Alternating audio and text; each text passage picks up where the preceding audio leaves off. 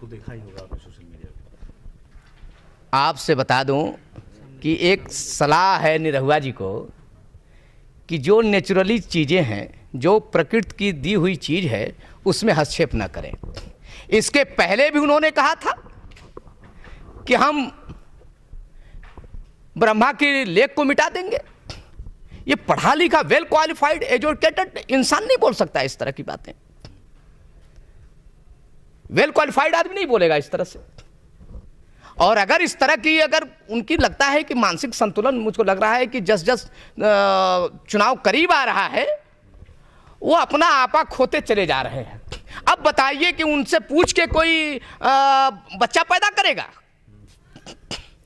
निरहुआ जी को 3 बच्चे ऑलरेडी हैं, तो पहले निरहुआ जी अपने परिवार में और पहले अपने को संयम में रखें। बताइए, इस तरह का बयान देना चाहिए? हिंदू मुस्लिम सिख ईसाई आपस में हम सब भाई भाई। ये हिंदुस्तान एक गुलदस्ता है। एक आंख चली जाएगी तो अंधी कहेंगे लोग, एक पैर चला जाएगा लंगड़ी कहेंगे लोग, एक हाथ चला जाएगा लूला कहेंगे लोग। मत बर्बाद करो एक गुलदस्ता को।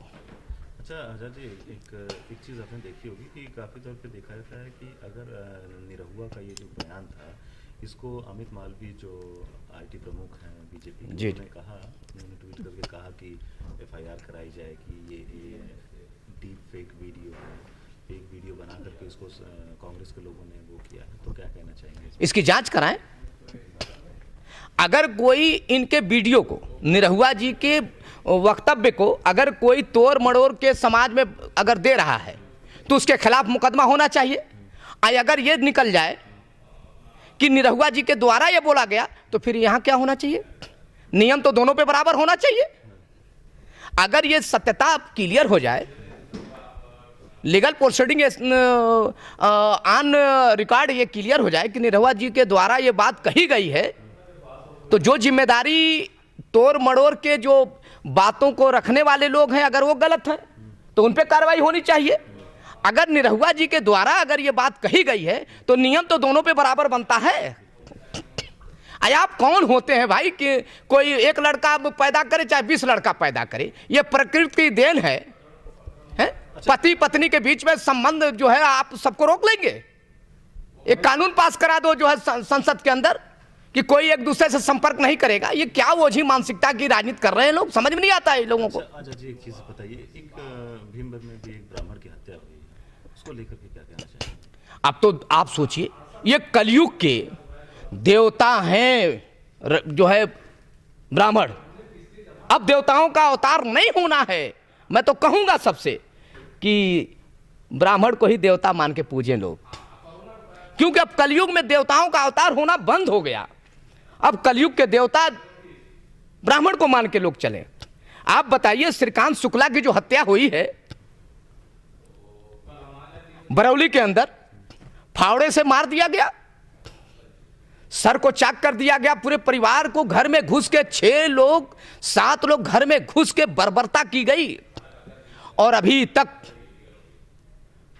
अपराधी मुलजिम अभी खुलेआम प्रशासन को चकमा दे रहे हैं। तो जीरो टॉलरेंस की जो नीति है उसको मैं हवा हवाई समझूं?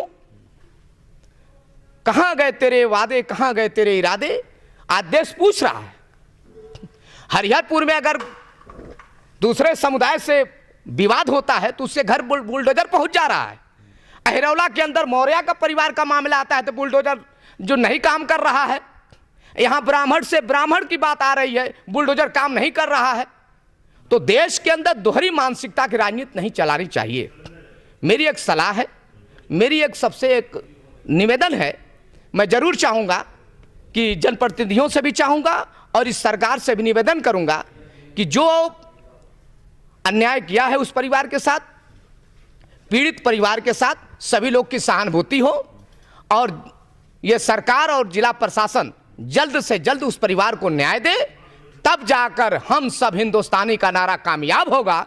इसी और आशा विश्वास के साथ पत्रकार साथियों, आप लोगों से भी आग्रह है कि कातिल को मसीहा मत लिखना, क्योंकि जो तुझे पसंद हो वो बात कहेंगे, दिन को कहो रात तो रात कहेंगे। बहुत बहुत धन्यवाद।